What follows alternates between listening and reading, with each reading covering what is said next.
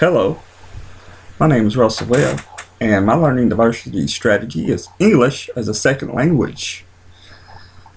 Start off. What do I mean by English as a second language? Well, English learners, they are commonly referred to as ELs, are students whose first or main language of speaking is not English.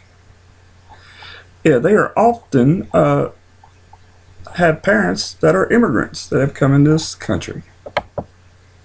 So keep calm and let's love some English language.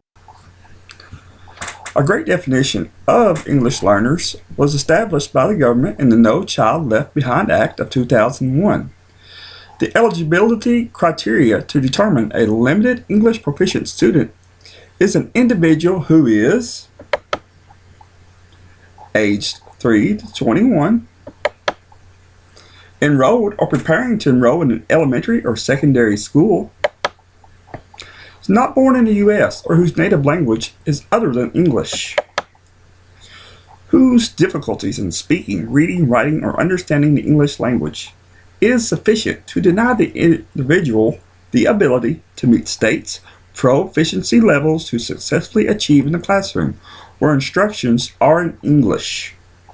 So if the student cannot understand English well enough to pass the state's proficiency exams, they are considered ELs. So ELs are on the rise. Even in the rural community where I do most of my teaching, when I went to school there in my youth, I'd never seen that much diversity. But when I go there now, diversity is increasing everywhere. 1 of 5 students in our country's schools, which equals out to approximately 14 million, are children of immigrant workers. Let's take a look at Kentucky. Here is a study from 2002 all the way to 2012. The top line is the number of public students participating in programs for ELs. As you can see, it dramatically rises from 6,343 till now to 2012, 16,878. Look at the percentage right below that. From 2002, 2003, from 1% all the way to 2011, 2012, 2.5%. Characteristics of ELs. Poor comprehension. This is because they do not understand what the teacher's saying, what the text is printed. Difficulty following directions. Again, if they don't know what you're saying, they have difficulty following directions. If they cannot read the text well enough, they do not know what to do on the paper. Strategical and grammar errors. I see this as a common error, a characteristic of ELs. Difficulty completing tasks. I think this follows along with following directions and comprehension. If they have trouble doing that, they will have trouble in completing tasks. Challenges of ELs. Relating American ways of perceiving, recognizing the differences in culture, religion, and values. I also noticed that I use slang, words, and phrases in the classroom. Most students that are ELs have trouble understanding what I'm saying, so I need to be more aware of what I'm saying to these students. Understanding what is being taught in the classroom.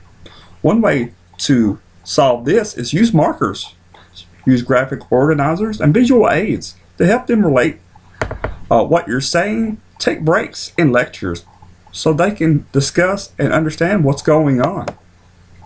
Using academic language to discuss concepts.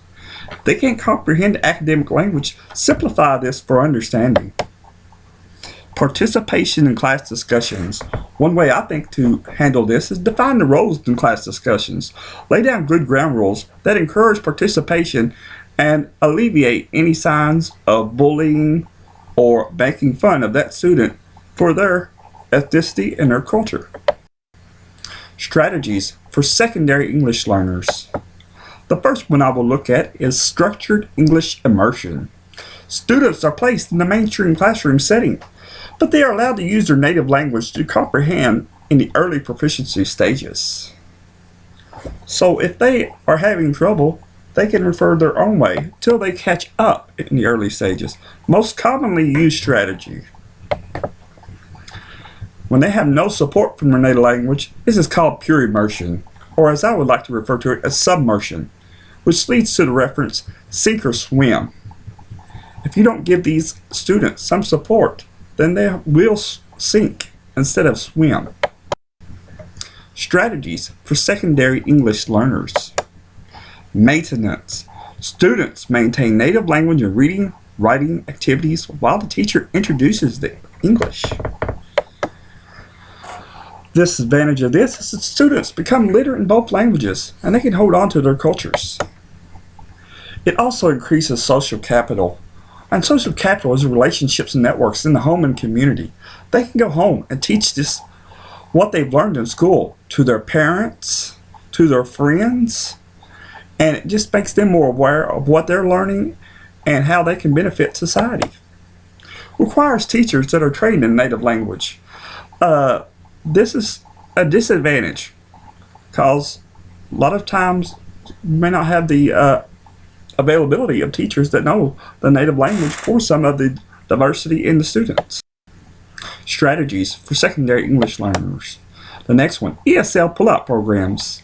ELs are pulled out of the mainstream classes during periods of the day and provided with supplementary instruction along with content instruction.